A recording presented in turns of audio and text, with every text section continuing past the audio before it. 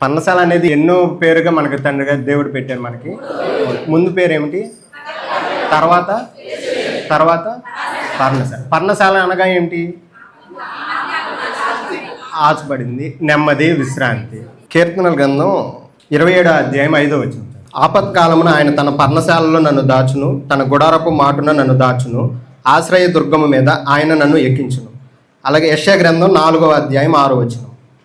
మహిమ అంతటి మీద వితానము ఉండును, పగలు ఎండకు నీడకు గాను గాలివానకు ఆశ్రయము గాను చాటుగాను పర్ణశాల ఒకటి ఉండును. అనగా ఇక్కడ మనకు పర్ణశాల అనగా ఏం నేర్చుకున్నామంటే నెమ్మది అని నేర్చుకున్నాం, విశ్రాంతి అని నేర్చుకున్నాము. తర్వాత ఇక్కడ మనకి ఎన్ని శ్రమలు వచ్చినా, ఎన్ని ఆటంకాలు కానీ ఇబ్బందులు వచ్చినా కానీ మనం ఈ మందిరానికి వచ్చి ప్రార్థన చేసుకున్నప్పుడు దేవుని కృపను బట్టి, ఆయన చేసిన వాగ్దానాన్ని బట్టి అనేక శ్రమల నుండి ఇబ్బందుల నుండి దేవుడు మనల్ని విడిపించాడు. మనం ఇక్కడ కానీ మనం ఈ మందిరం ఊర్లో ఉన్న బయట ఉన్న ఎక్కడున్నా మనకి ఏమైనా ఇబ్బంది వచ్చినా ఆటంకం వచ్చినా మనకందరికీ ఒక మాట గుర్తొస్తుంది. మనకు అక్కడ పెద్ద మందిరం ఉంది, అక్కడ ఆయన పర్ణశాల అని పేరు పెట్టారు, అక్కడ ఆత్మీయ తల్లిదండ్రులు ఉన్నారు, మనం అక్కడికి వెళ్ళి ప్రార్థన చేసుకుందాము, దేవుని కృప అక్కడ ఉంది, దేవుడు ఆ మందిరంలో ఉన్నాడని ఆలోచన మనందరికి వచ్చి మనందరం ఏం చేస్తాం, ఇక్కడికి వచ్చి ఉపవాసం ప్రార్థన చేసుకుంటాం, ఆత్మీయ తల్లిదండ్రులకి మన శ్రమలు చెప్పి మనకి ఏమైనా ఉన్నా చెప్తాము. దేవుడి కృపను బట్టి మనం ప్రార్థించుకున్న ద్వారా ఆత్మీయ తల్లిదండ్రుల ప్రార్థన బట్టి దేవుడు అనేకమైన అద్భుత కార్యాలు ఇక్కడ చేస్తాడు. అలాగే జకర్యా గ్రంథం 14వ అధ్యాయం 18-19 వచనాలు చదువు. ఐగుప్తీయుల కుటుంబ వారు బయలుదేరకయు రాకయు ఉండిన ఎడల వారికి వర్షము లేకపోవును, పర్ణశాల పండుగ ఆచరించుటకై రాని అన్యజనులకు తాను నియమించిన తెగులుతో యెహోవా వారిని మొత్తును. 19వ వచనం. ఐగుప్తీయులకు పర్ణశాల పండుగ ఆచరించుటకు రాని అన్యజనులందరికీ రాగల శిక్ష ఇదే.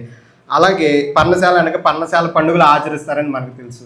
మనకి ఈ పర్ణశాల అని పేరు పెట్టిన తర్వాత ఇక్కడ మనకు క్రిస్మస్ వేడుకలు, నూతన సంవత్సర వేడుకలు జరుగుతున్నాయి. అలాగే పండుగలుగా దేవుడు మనకి యవనస్తుల కూడికలని, సండే స్కూల్ ఆరాధనలని, అలాగే ఆన్లైన్ ప్రేయర్లని అనేక విధాలుగా ఆరాధనలు మనకి ఏర్పాటు చేయించాడు. సంవత్సరానికి 4 సార్లు ఇక్కడ యవనస్తుల కూడికి మనకు ఒక పండుగలాగా దేవుడే మన మధ్యకి వచ్చి మన అందరూ సంతోషంగా జరుగుతున్నాం. ఇది ఒక పండుగ. అలాగే సండే స్కూల్ ఆరాధనలు, తర్వాత ఆన్లైన్ ప్రేయర్లు, అనేక ఆరాధనలు దేవుడు మన పర్ణశాల అని పేరు పెట్టిన తర్వాత అన్నిటి జరుగుతున్నాయి. కాబట్టి ఇంత విలువ మనం గుర్తెరిగిన కూడా మనం ఈ సండే స్కూల్ ఆరాధనలకు యవనస్తుల కూడికి రాకుండా మనం మందిర విలువ గుర్తెరగకుండా ఉన్నట్లయితే మనకి దేవుని కృప మన మీద నిలిచి ఉండదు.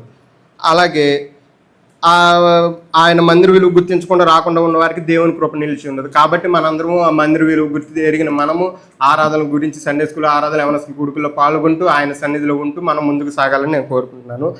అలాగే వస్తే కనుక ఆయన మన ఎడల ఆదరణ చూపి, కృప చూపి మనకు ఆశ్రయాన్నిచ్చి, నెమ్మదినిచ్చి, ఆ పర్ణశాలని పేరు గట్టుగా నెమ్మది, విశ్రాంతినిచ్చి మన జీవితాలు అనేకమైన అద్భుత కార్యాలు చేస్తారని కోరుకుంటున్నాను.